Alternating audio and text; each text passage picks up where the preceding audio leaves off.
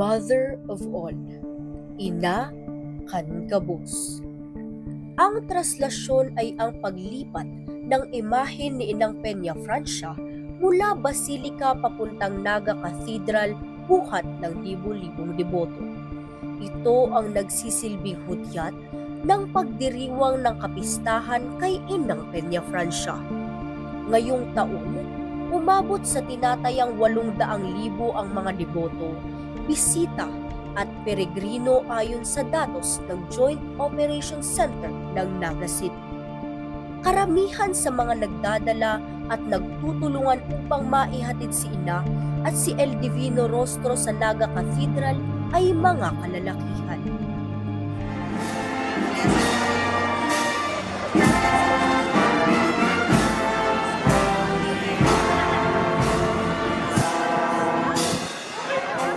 Nakayapak, pawisan at tila mga basang sisiw ang kanilang anyo. Mula sa malayo, mapapangiwi ang ilan sa kanilang nakikita. May mga pilit inaabot ang imahe ni Inang Peña Francia kahit na maaaring masaktan o masugatan. Hindi rin naiwasan ang mga nahimatay at nasugatan, kaya naman patuloy ang pagbibigay ng paunang lunas ng Philippine National Red Cross habang walang tigil sa pag-arangkada ang mga ambulansya upang umalalay. Taon-taon sinusubok ang pananalig ng mga Bicolano tuwing sasapit ang buwan ng Setyembre. Hindi alintana ng milyong deboto ang panganib na maaaring dulot ng pakikibaka sa pag-asang mahaplos o matalaw man lang si Inang Peña Francia.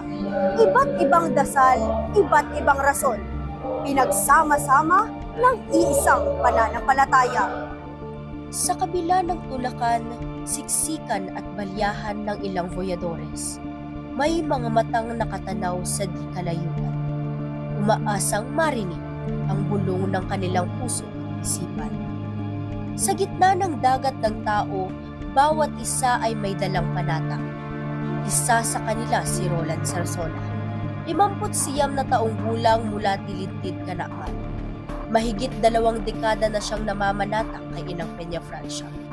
Isang debusyong namanapa mula sa kanilang pamilya. Yan po ang panata ng namin po sa aming mga pamilya. Sana po lagi po kaming malusog at lagi po kaming antabayanan ni Mama Mary. Para kay Tatay Roland, hindi lamang personal na sakripisyo ang pagsama sa traslasyon. Isa itong pamana, paniniwalang dapat ipasa mula sa isang henerasyon patungo sa susunod. Ang kanyang panata ay patunay na ang debosyon kay Inang Peña Francia ay hindi natatapos sa isang tao, kundi nagiging tulay ng pananampalataya para sa buong pamilya. Ngunit hindi lamang paghingi ng biyaya ang laman ng panata. Para sa ilang tulad ni Nanay Rosalyn Santa Rosa Manai, 56 na taong gulang mula Canaawan, sapat na ang makapagsabi ng kanyang pasasalamat.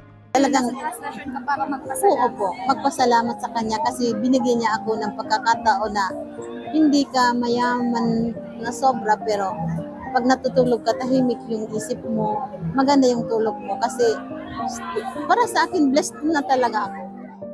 Si Nanay Rosalyn ay mahigit 40 taon nang namamanata kay Ina. Taong 2013 nang matigil siya sa pagdi-deliver ng mga plastik sa palengke dahil sa sakit at operasyon. Ang kanyang asawa ay namamasada ng jeep habang ang kanilang anak ay nasa kolehiyo. Ayon kay Nanay Rosalyn, muntik nang tumigil sa pag-aaral ang kanyang anak. Ngunit ngayon, makalipas ang mahigit 10 taon at sa kabila ng lahat, ang tanging hangad na lamang ni Nanay Rosalyn tuwing kapistahan ni Inang Peña Francia ay ang makapagpasalamat. Bawat hakbang ng panata ay isang patunay ng lakas ng pananalig kay Inang Peña Francia. Higit pa sa tradisyon ang dahilan. Pagmamahal, pasasalamat at pag-asa ang bulong sa likod ng bawat malakas na viva. Viva la Virgen! Viva la Virgen! nuestro.